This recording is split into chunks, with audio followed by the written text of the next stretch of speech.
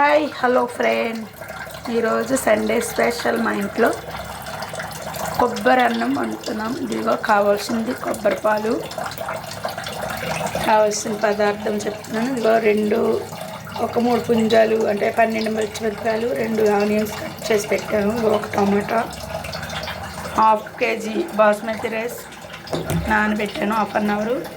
దీనికి కావాల్సిన గసగసాలు, మామూలుగా చిన్న అల్లం వెల్లుల్లి మసాలా పేస్ట్ చిన్నది లైట్గా వేస్తాము. ఇది రుబ్బు పెట్టుకున్నాను.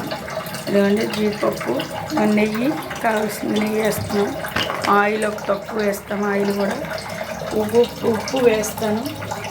అంతేనండి, కొబ్బరి అన్నం చేస్తున్నాము.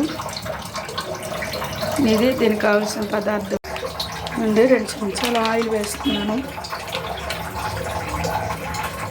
ఆయిల్ తక్కువ వేస్తాను, ఉన్నది నెయ్యి వేస్తాను.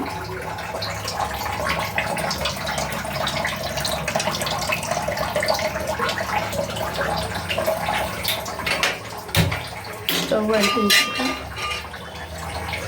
ఉన్నంతా జీడిపప్పు వేస్తున్నాను. వేపించుకోవాలి, దోరగా వేపుకుంటే బాగుంటుంది. ఆయిల్లో వెంటనే అవి మాడిపోకుండానే, అది ఎక్కువ రోస్ట్ అయిపోతే బాగోదు. ఉల్లిపాయలు ఒకసారి వేస్తున్నాను.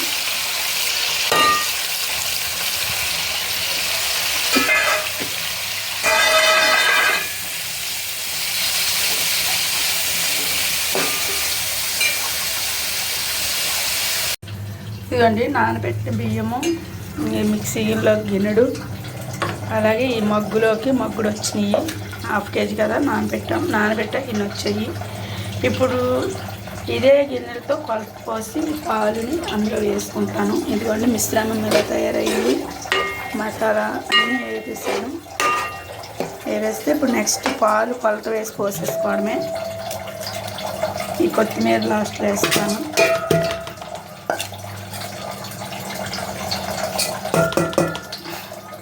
అండి ఇదే గిన్నెతో పాలు వేసుకుంటాను. ఇది మగ్గుతోటి మగ్గుడు మా గిన్నెడయ్యాయి, మిక్సీ గిన్నెడయ్యాయి.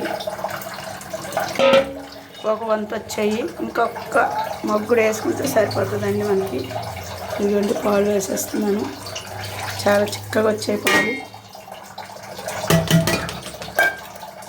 అదే గిన్నెలతోటి ఒకటేమో ఆ గిన్నెతో వేసాను, ఒకటేమో ఈ గిన్నెతో వేస్తున్నాను పాలు. ఇక చూడండి చాలా బ్యూటిఫుల్గా ఉన్నాయి పాలు. ఎందుకంటే మా ఇంట్లో కొబ్బరి చెట్టు కాయలు అన్నమాట. ఈరోజు ఈ కొత్తిమీర ఎసరు మెరుగుతున్న తర్వాత ఇంకొక మగ్గుడు పడతాయండి. వాటర్ ఇంకో మగ్గు వేస్తాను. ఎందుకంటే అది సరిపోదు, వంతే వచ్చింది. ఇంకొక మగ్గు వేసుకుంటే కరెక్ట్గా సరిపోతాయి. కండి ఈ మగ్గు నీరు పడతాయి ఇంకా ఉడికించేసుకోవడానికి. ఈ మగ్గుతో కొంచెం వెళ్తేగానే ఇంకో మగ్గుడు వేసాను, సరిపోతాయండి. ఎందుకంటే నానబెట్టాం కాబట్టి ఆ వాటర్ కరెక్ట్గా సరిపోద్ది ఎసరికి. ఈ బియ్యం వేసిన తర్వాత కొత్తిమీర వేస్తాను. ఇంకండి ఎసరు మరిగింది. ఈ ఎసర అంటే పాలు, అదే కొబ్బరి పాలు మరిగినాయి. ఇది మనకి ఎలా ఉండాలంటే టేస్ట్ ఉప్పు, సముద్ర ఉప్పు నీళ్ళలా ఉండాలి. అంటే ఉప్పు కొంచెం ఎక్కువ, అంటే ఉప్పు మరీ ఎక్కువ వేసుకోకూడదు. కొంచెం మనం ఉప్మా నీళ్ళు ఎలా టేస్ట్ చేస్తామో అలాగే కొద్దిగా టేస్ట్ చేసుకొని సరిపోయిందండి ఉప్పు ఎసరకి. అండి బియ్యం వేసేస్తున్నాను.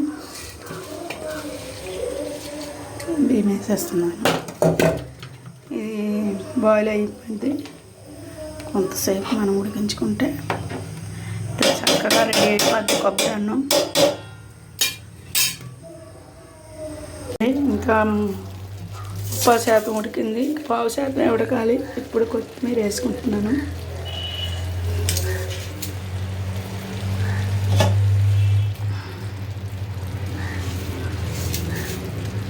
గుప్పుడు కొత్తిమీర వేసుకున్నాను.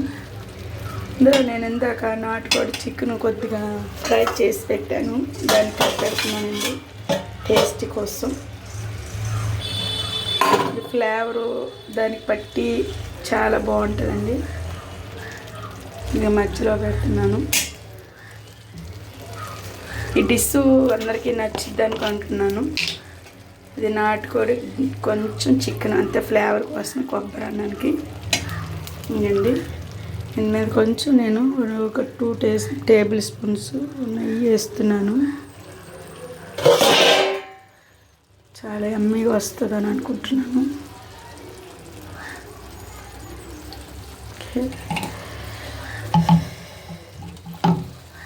ఫైనల్లీ మూత పెట్టేసి సిమ్లో ఒక 5 మినిట్స్ ఉంటే అది సరిపోతుంది.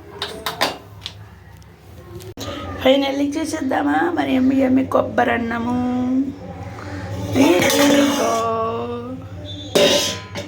చూద్దామా ఒకసారి అట్ల పుల్ల పెట్టి లోపల నుంచి చూద్దాము.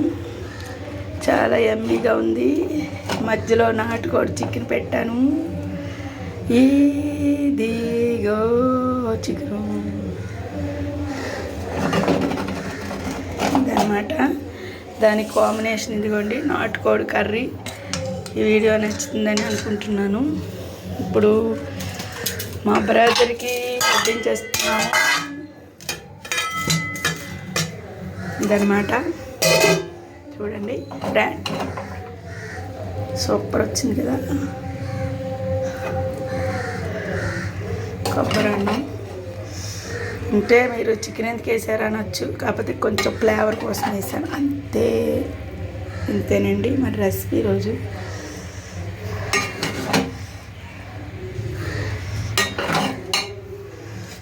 కాంబినేషన్